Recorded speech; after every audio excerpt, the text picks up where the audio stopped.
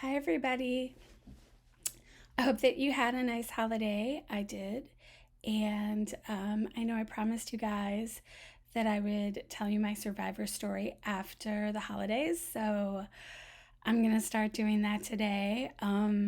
It's probably not going to be one video, it's probably going to be multiple videos because it's a very involved story. There's a lot of moving parts, and I want to make sure that I do the story justice and that I give you guys a really complete picture of um, what happened to me.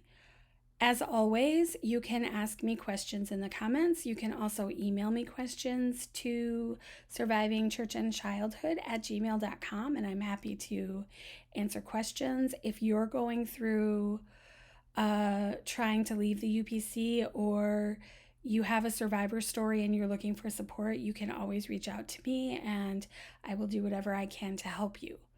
So, my story starts when I'm 11 years old. It's 1981. We are attending the Madison UPC Church, Calvary Gospel. My pastor was Pastor John Grant. He was also the superintendent of the district I grew up in. And a year previous, I had had my salvation experience, and I took that all very seriously. I came from a very religious family, a very strict religious family, and my family took their spirituality very seriously. So, I have to say that I was a pretty pious kid. I was involved in all sorts of ministries, and I also somewhere midway through sixth grade started attending the church school. So then I was at church almost 7 days a week. So that was pretty intense and immersive. And um, so at this point in time, my mom was kind of coming to church and kind of not. So she would come and go. She would, as the UPC would say, backslide and then come back in. Once she met my stepdad, her focus became much more fixated on him and a lot less fixated on her religion, which is interesting because her mental illness, she was bipolar. Her mental illness combined with her sort of extreme religiosity made my childhood really hard. So, in some respects, having her a little less focused on her spirituality and focused on other things was kind of a blessing to me. But her expectations for me were that I would meet her standards. And she still, if you've read my blog, you know that my mother kind of used hell and the rapture and God as a cudgel. So anything that I did could warrant her reminding me that I could go to hell for it, even if what it was not cleaning my room like normal childhood stuff. So it was a relief for me that she wasn't as focused on that as she had been. So I spent a lot of time with the young adults in the church. And by young adults, I mean like 25 to 30, that kind of age range. Not in college anymore, but still pretty young. And they would give me rides to church when my mother didn't go. They would give me rides home.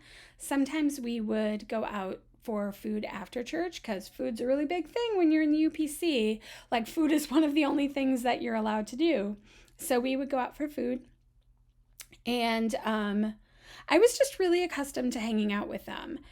I was involved in a lot of ministries, and there weren't a lot of kids my age that were. So I would get rides from them to go to like campus ministry or bus ministry or nursing home ministry. I was kind of physically mature for my age and a little bit precocious in that I could really carry on conversations with adults. And one thing about our particular church within the UPC is that none of us were really treated like children. We really didn't have childhoods. We were treated like adults. Adult expectations were put on us, and we were made to feel responsible for things that children should never feel responsible for. So that just kind of added to everyone's perception of me at that point in time. So one day, it was a very normal day. I was standing around with a group of adults that I often hung out with after church, and we were just chatting. And I asked them if one of them could give me a ride home. Well, there was a new couple in our church, Steve and Debbie, and Steve offered to give me a ride home. I did not know him. I knew of him. I knew that they had recently got married. I knew that they were new to the church. They were newly saved. And I knew that he hung out with all of these young adults that I hung out with. And everybody that was around me was like, oh, that's a great idea because he doesn't live that far from you. He only lived a couple miles away from me. And so it would be very convenient. And since all of these young adults that I looked up to and trusted and spent so much time with thought that it was a great idea, I just didn't think anything of it. And so I got in the car with him, and he immediately asked me if I needed to be home right away.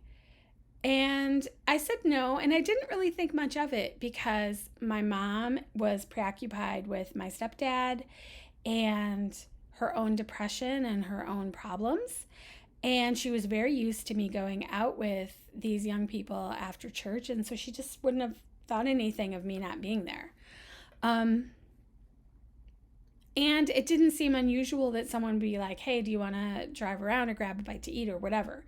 So I said, sure. He told me that his wife was at work and, that he didn't have anything to do and he was lonely. And so I was like, sure, let's go.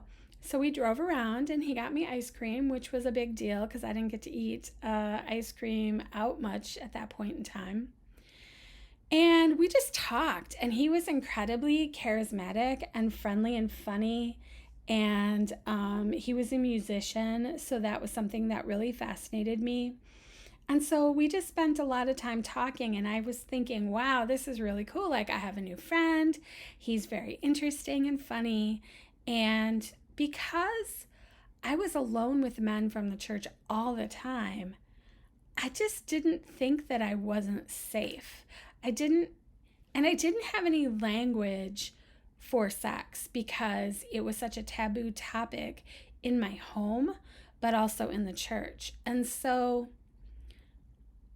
it just didn't occur to me that he would want something other than my friendship. If you've read my blog, I did have a couple instances where people tried to be inappropriate with me when I was a child. But I just kind of shook it off. It wasn't until I was older and I was looking back on it that I was kind of horrified. But at the time, being a kid, I just kind of shook it off. So we drove around, and at one point, and I can still remember exactly where I was when this happened. When I drive by this point now, it just kind of the sadness comes over me because I remember that that's where it started.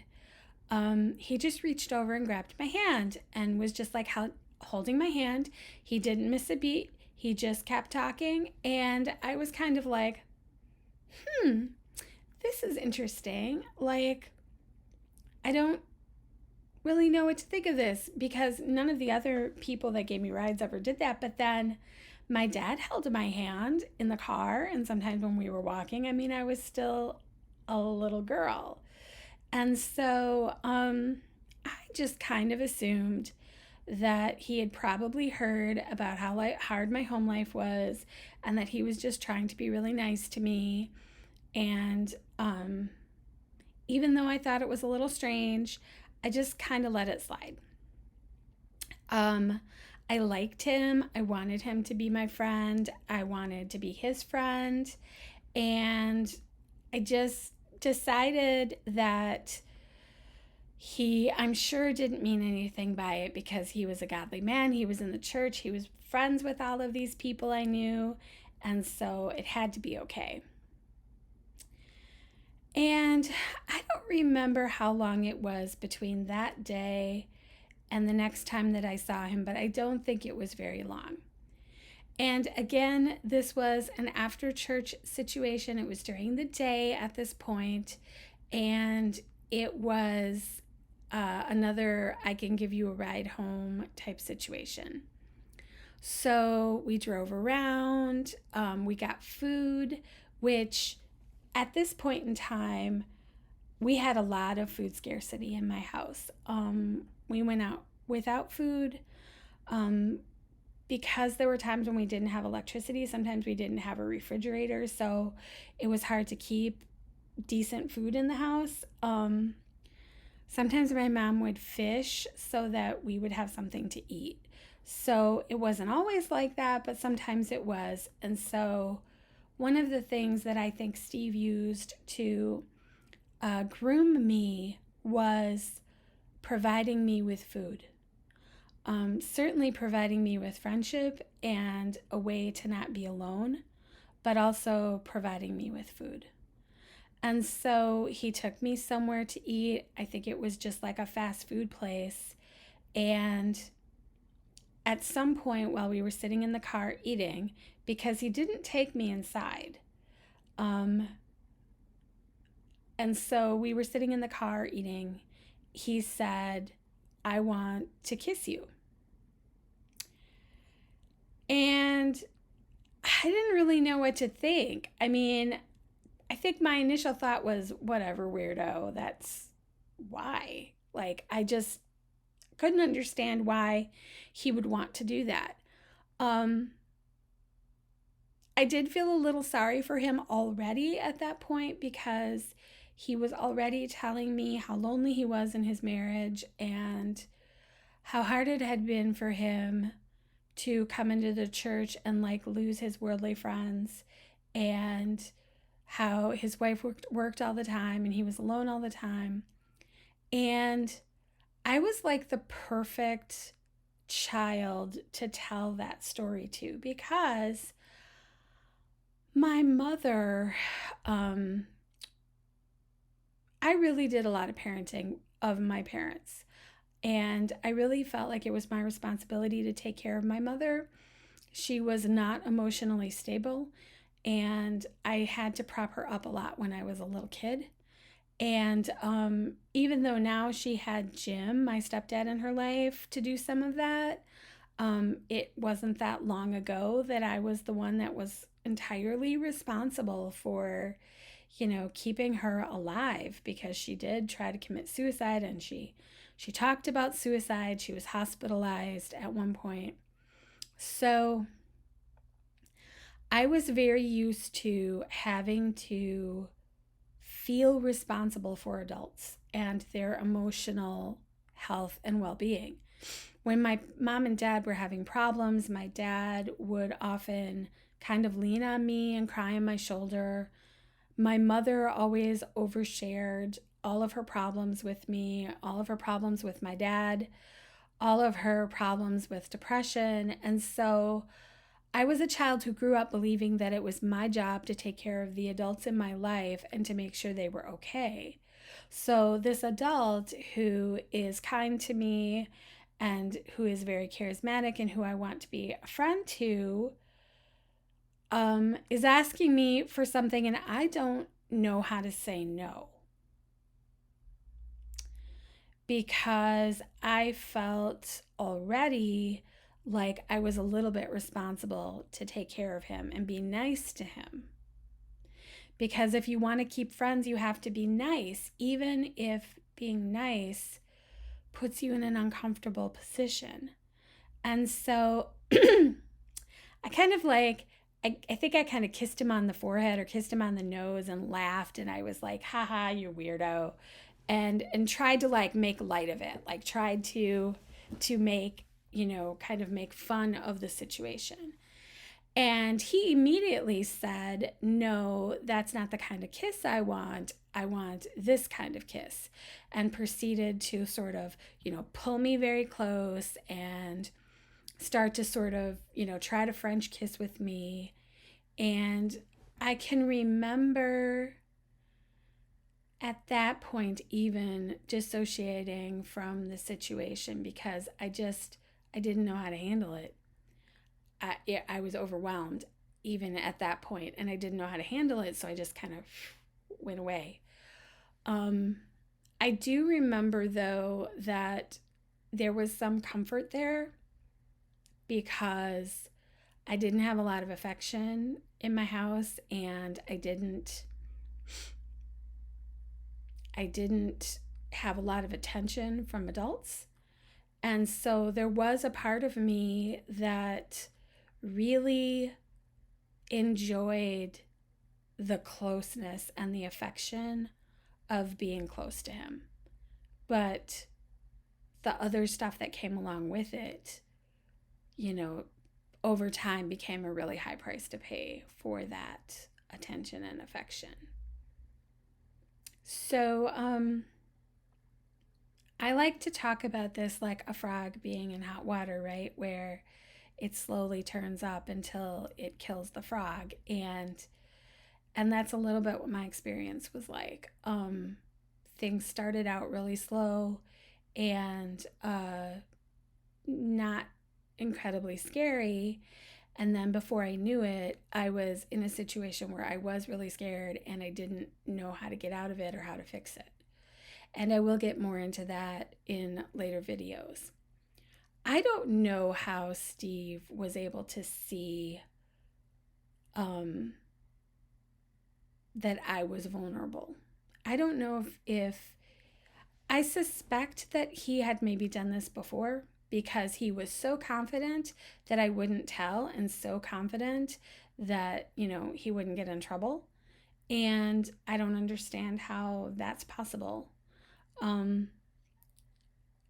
I also don't know if like people had shared with him what my situation was and he thought, "Oh, here's a kid that nobody's looking after and nobody's watching. She's a perfect target for me." Or if he was just, physically attracted to 11-year-old girls and thought I was attractive. Like I really don't know. I just know that he had a lot of confidence and I think that he believed that he would be believed over me and would be valued over me. And in the end, that turned out to be true. And we'll definitely get to that part of the story. But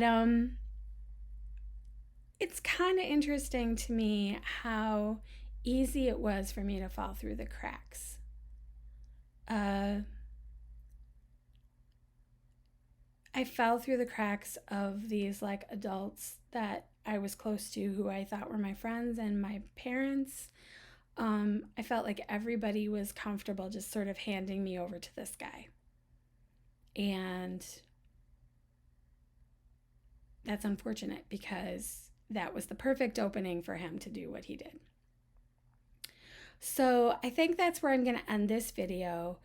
If you have questions, like I said, you can contact me in the comments or you can send me an email to survivingchurchandchildhood@gmail.com.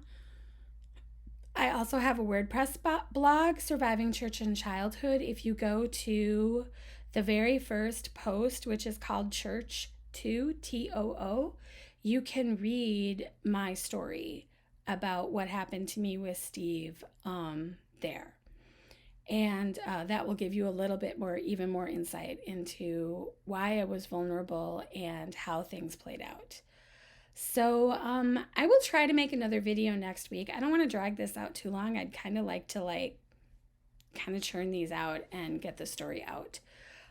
So I hope you guys have a good week, and I hope that you're safe and healthy, and we'll talk soon. Okay? Bye.